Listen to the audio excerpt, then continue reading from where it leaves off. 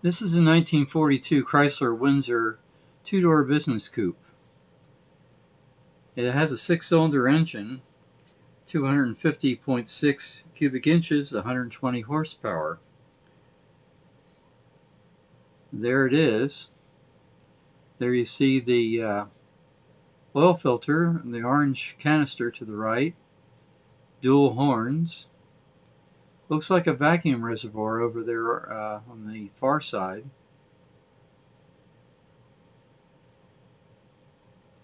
Oil bath air cleaner. Now these 1942 models had to be extremely scarce because they stopped production for conversion to war production early in the model year.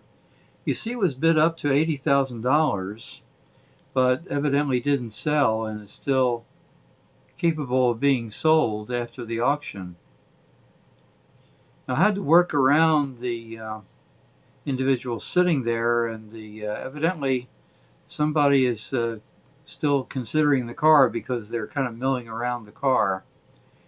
You notice that the car has that visor above the windshield, which was typical of the time.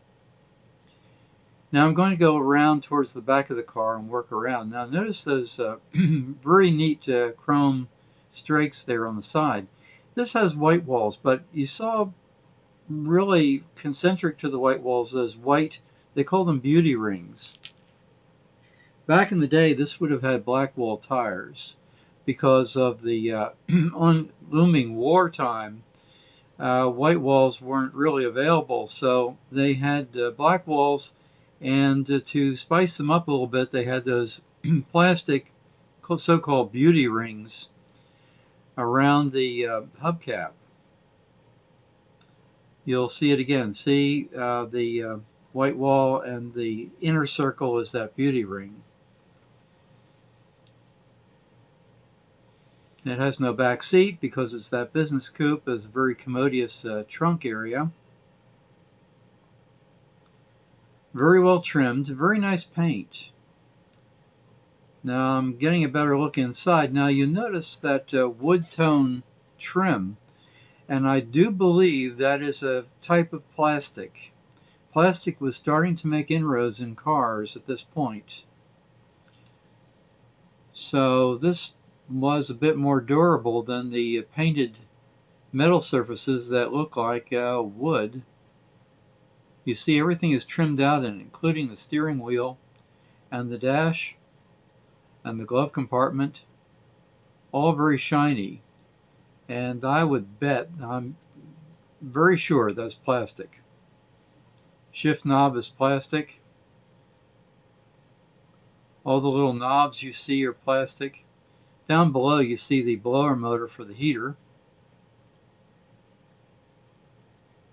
Now we're taking another look under the hood. And there's that reservoir, looks like vacuum reservoir there. And a strut, evidently helping to prop the hood. These hoods were heavy.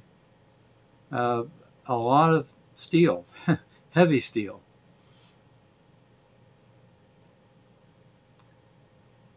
I'd really like to know what the production figures were on this car. I'm sure there weren't many made at all.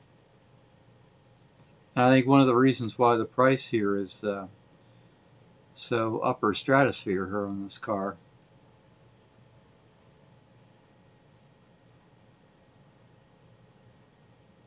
There's the radio antenna.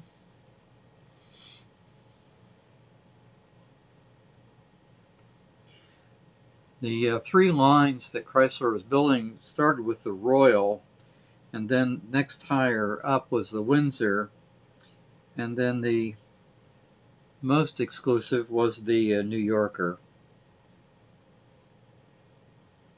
And they did make something called the Crown Imperial. Now that had to be a very rare vehicle, the Crown Imperial, in 1942.